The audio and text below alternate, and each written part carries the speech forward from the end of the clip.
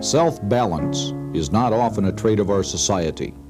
Trees and animals can tolerate mistreatment, humans cannot. Adults pay the price for a mother who robs the child of self-worth, a father who teaches alcoholism to children, classmates and friends who put on the pressure. The end of that game is all too often prison. Prison at an early age, prison as a lifestyle, prison that drains our tax dollars with the high cost of supporting the inmate and family as more and more are incarcerated as a direct result of chemical dependency. Hello, I'm Dean Randall, speaking to you for River Park of South Dakota, bringing you the rather startling results of research done by Glenn Jorgensen and staff on the question, why are South Dakota prisons overcrowded? One fact is crystal clear. Crimes committed under the influence of mind-altering drugs are jamming our prisons to overcapacity. Join us now for Part 3 of the River Park trilogy, People of Prison. This third episode, People of Prison, Their Families. Dave, what's the single most difficult aspect of being incarcerated in the penitentiary? Being deprived of my family. That's what hurts. It's, last night I didn't have, for instance, last night I didn't have any more envelopes. I've used them all up, but I still had to write.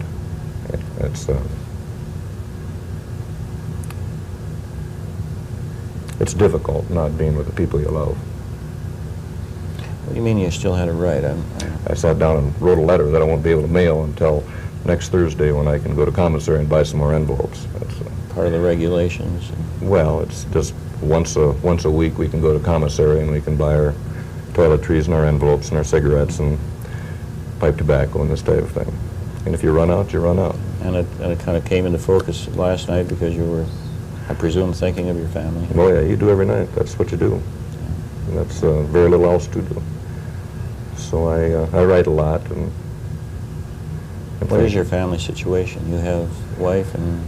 Yeah, my present family situation, I have my wife Sharon, I love very much, a stepson that'll be 11 in July, and I have a 3-year-old daughter and a 1-year-old daughter. Do they have any understanding of what is happening or has happened, do you think? Well, I know my stepson does. We've talked about it a lot. I hope that this experience isn't going to have any long-range bad effects on any of the children. I hope that. I think in a negative sort of way it's strengthened my relationships with my wife. Well, it's true, we grow out of adversity. Yeah, but it's still not easy being away from her. I also have 2 children by my previous wife. They're living in California with her. They're in their mid-teens, 16 and 15. So much of what we talk about, and properly, is focusing on the principal, in this case, you.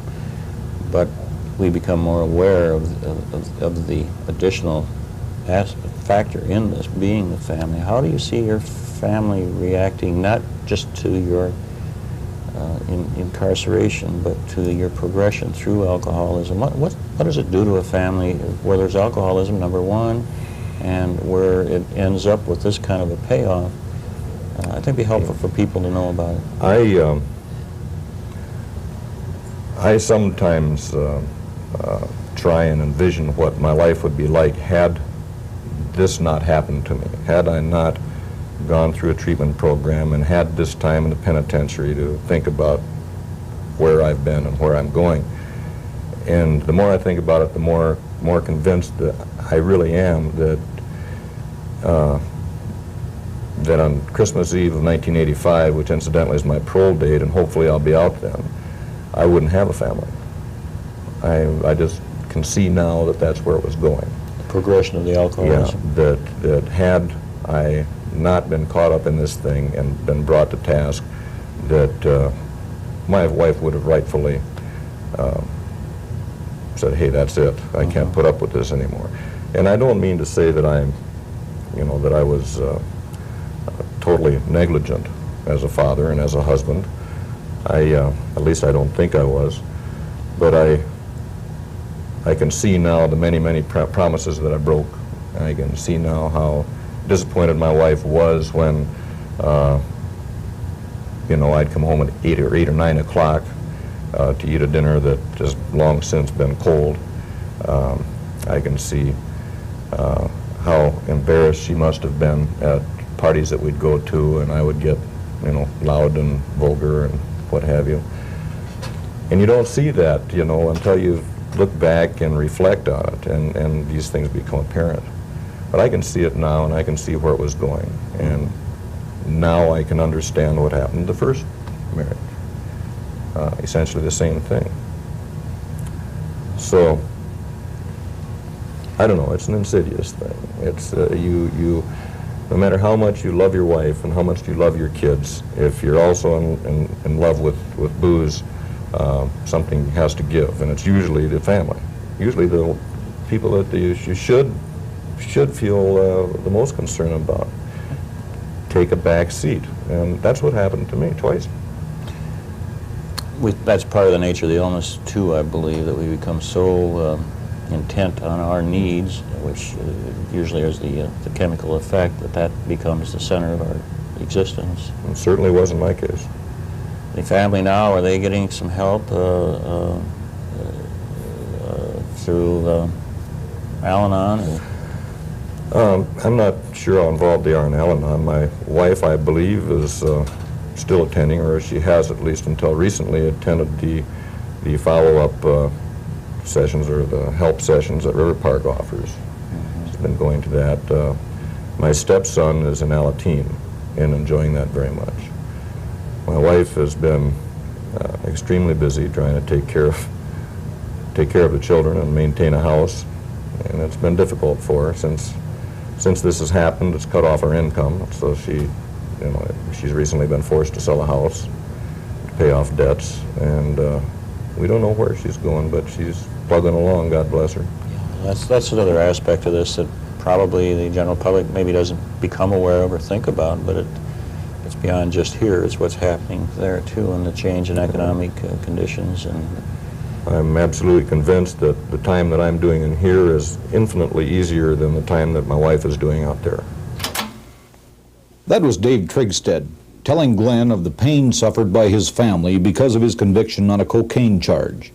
He was a successful lawyer, now working in the prison kitchen. Another state prisoner in trouble with the law because of alcoholism is Katrina. Another tragic story. Let's listen to what she has to say. Toughest part about being in here, being denied the right to be with my family. Now that I've just got back into them, it's really hard. It's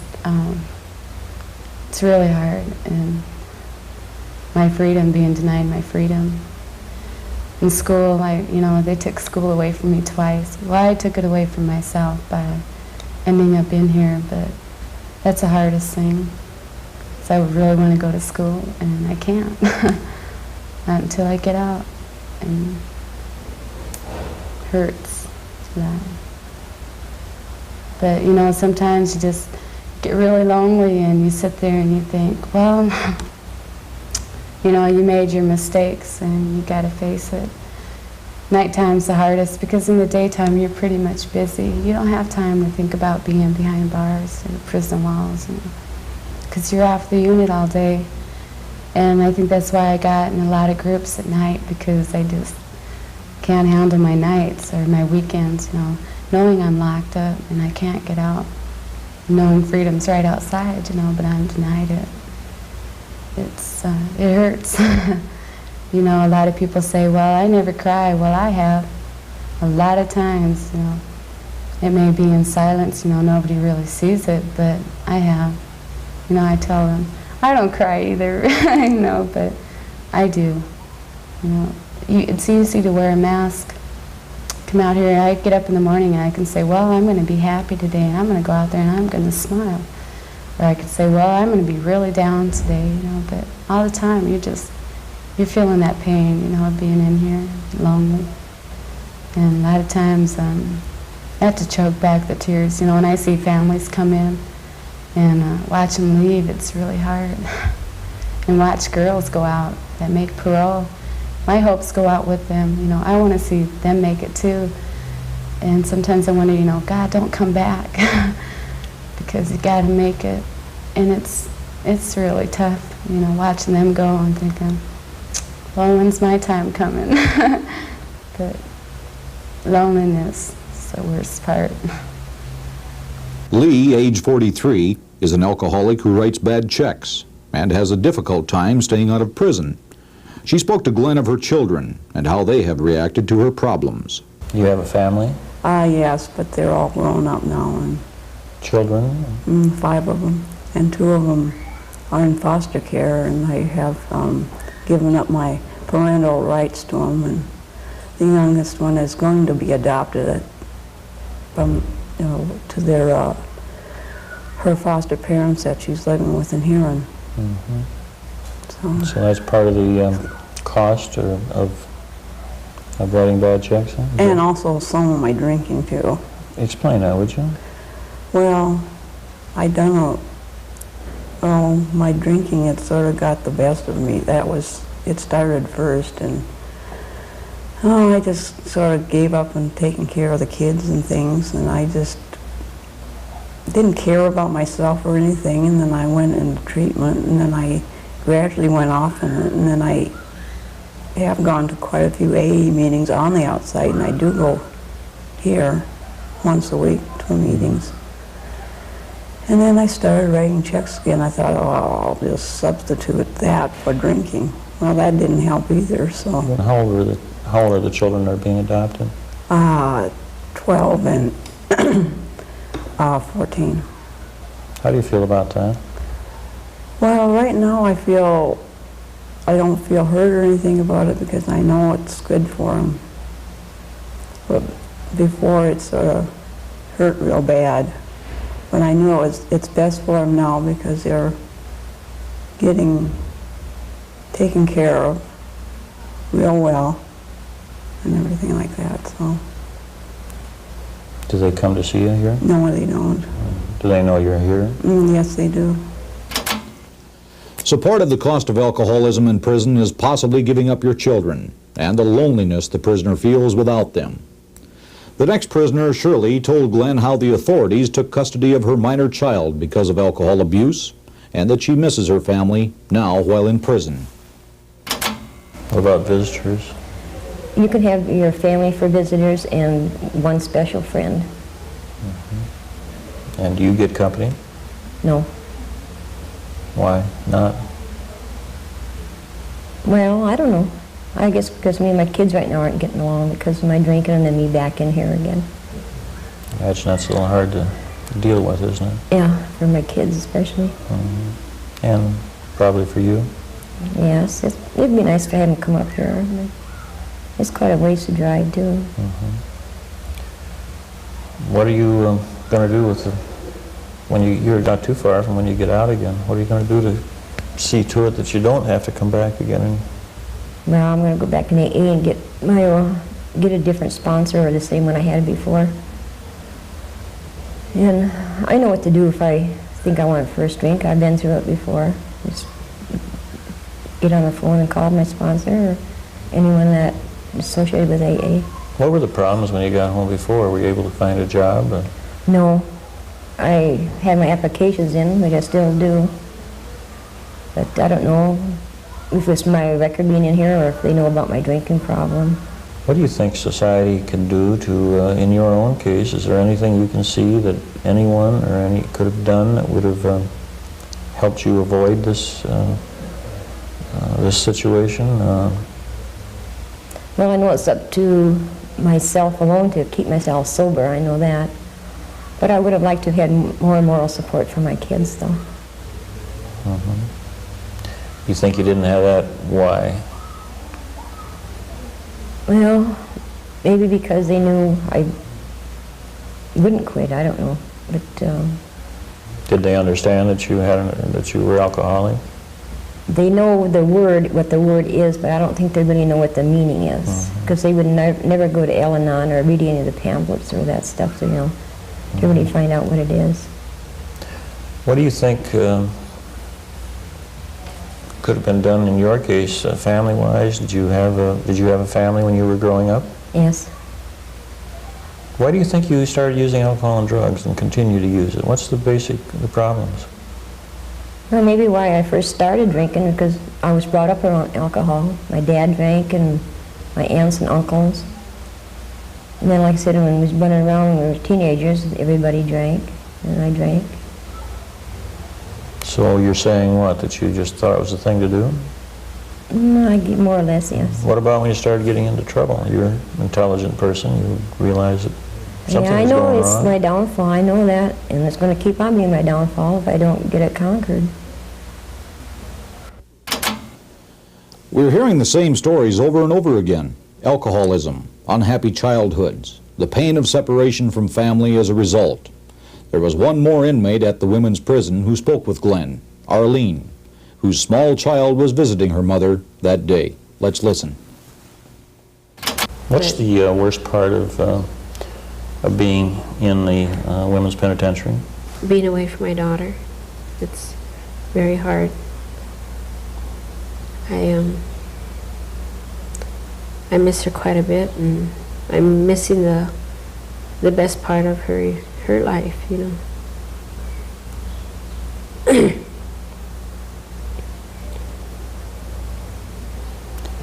She comes to visit, how often do you have visiting? Once a month. She comes about 5 days out of a week. Out of a month. So one of the results is the separation and the loneliness. Mm-hmm. I presume it's a sense of loneliness on your part? Yeah.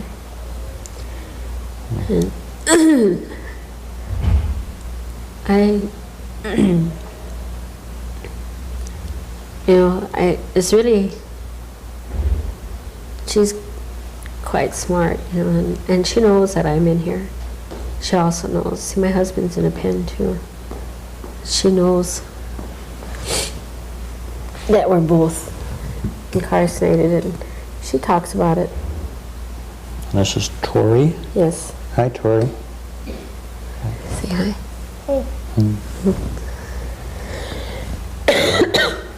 And now, where does she live? She's staying with some foster parents in Wagner. Mm-hmm. She's been there for about 1.5 years now, and they really treat her good. Mm-hmm.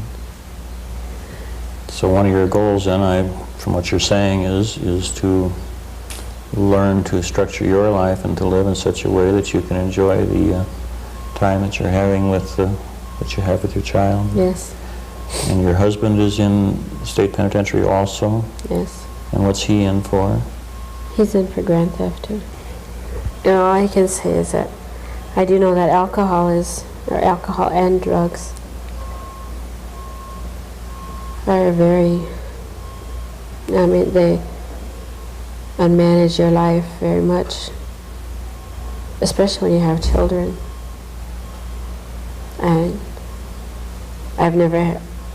I've always wanted a child in the past and never had any, and then all of a sudden I had her, and because of her I want to change a lot of ways that I have, and I don't want her to grow up the way I have. What you're doing now will give you the tools that you need to stay clean when you get out and be able to enjoy the kind of life that I think God intends us to have. You know, it's not only the mothers who suffer that pain of separation from family. Fathers, too, worry about their families while serving time. Glenn talked with Jerry Helm, who was sentenced to life imprisonment as a direct result of his alcoholism. That sentence has now been shortened, but every day is a day of worry for Jerry, as you will see. This whole thing, Jerry, has been a tragic from a lot of angles, but I guess I have a particular concern with what has been the impact on your family of all of this. Well, my family's the ones that are paying for my crime. I'm not paying by sitting here at the institution being taken care of by the state. They're the ones that are paying. They're the ones that are suffering. They have to worry about food on the table, how bills get paid, and consequently they live from paycheck to paycheck, which is usually spent before it's made. And that doesn't give them much hope when I'm sitting in here. I mean, what about the emotional part on the family? Well, you got a lot of stigma there. My children, they're in school, and the stigma, first off, of me being in the institution and the notoriety that I received because of this case hurts them. People comment to them about it. And there's the alcohol factor. They've had to live under this alcohol factor all their life. For the first times, now they can see that I've done something about it for myself. But still, there's that fear in them. Is he going to make it this time or isn't he? And that's yet to be proven. I feel that I can, but I'm not going to sit here and say I'm not going to take a drink tomorrow. I can't say that honestly. There's no saying in AA, it isn't how long since you've had a drink, it's how close you are to the next one. And that anything can trigger that. It's right there. So you're identifying on the part of your family that the problem of the stigma, the fear of relapse. What other feelings do you think that they experience? Oh, they're lonely, you know. They can't see into the future. No hope, you know. What hope is there isn't reality. They're just praying for it because they don't know. They got me to contend with, they've got the state to contend with because of my charge. They don't know when I'm going to go out. They don't know what they're going to be doing for food tomorrow. For instance, for an example, my wife could go out there, get in a car wreck, get injured, killed or whatever. What happens to my family? They're put in a foster home or unless some relative takes them. That's more confusing for them yet. They're going to be growing up with nothing, you know. And it's something I got to look at. I have to live with that fear while I'm in there. If something happens to her, what happens to my family? What's this going to do to that child? The stigma, growing up like that, no father, no mother or something like that happened. Who are they going to be able to depend on? Are they going to grow up like I did? Eventually turn to alcoholism to hide their depression, fears? And I think that's where the biggest part of your alcoholism starts is in the childhood. You don't feel accepted for one reason or another. You turn to alcohol. To be accepted, you turn to alcohol because society demands alcohol. The people that don't drink in this society is few. You can't even watch TV, soapbox operas, everything on national TV. Somewhere in that program, somebody's taking a drink. So your family then, the combination of society and then of course the extreme example of your specific situation makes them potentially vulnerable to their own alcoholism, and it can continue generation after generation after generation, which certainly does make it clear, Jerry, that there has to be more done to provide better training and education for our youth. Right. What about your parents and before you? Was there any history of alcohol problems in your family? My father was an alcoholic. He's the one that taught me how to drink, you know. And I never got along that good with him, nor to get along with him. I had a few drinks with him. But my childhood was very stormy. I come from a broken home, see. And that's what scares me. I think you'll find a large percent of your inmates come from a broken home or a stormy marriage, and they run into situations as a child they didn't know how to handle. It seems like an inmate during his life, before he ever comes to his institution, is running from one thing or another at all times. And eventually ends up hiding in the bottle. The bottle takes over. And it's not just the inmates in the institution, there's people out there the same way. Yeah. So they make their own prison out there. It might not have bars, but they're in a prison regardless. You make your own prison. And then put the people around you into it also. Yeah, because they're the ones that got to walk on eggshells when they're around you, and it's not easy. But it can be good, and out of the adversity, out of the experience that has been difficult for you, for sure, difficult for your family, it's been a strain on society and on our communities. Out of that, Jerry, you're saying that you see some good that in the long run can be used to benefit those same people, yourself, your family, and society. Is that what you're telling me? Yeah, I feel that. I feel what happened to me could be used as a good example to the people out there that are drinking. A lot of them don't even realize they have a problem. Some of them do. They're not doing anything about it. What has happened to me could happen to them. Inmates in the institution is the same way. I see a lot of inmates come in here, young people, first-time losers. They look at me. If they would really look and see where I'm at, accept where I'm at, they could go out of here and do something about themselves. They can take yours as an example of what they don't want to do, and I know from talking that whenever you do get out, that you intend to take all of this and somehow use it to make life better for everybody. And we do wish you well on that. We'll look forward to visiting with you further as time goes on, Jerry, and good luck to you. Okay, thank you, Glenn. Well, that concludes River Park's mini-series dealing with people of prison. I'm happy to have been with you during this time and hope that the information in these programs will help bring some understanding of South Dakota's prison problem. Now, a final word from Glenn. Researching and documenting a television presentation such as River Park's People of Prison takes long months of effort from many people.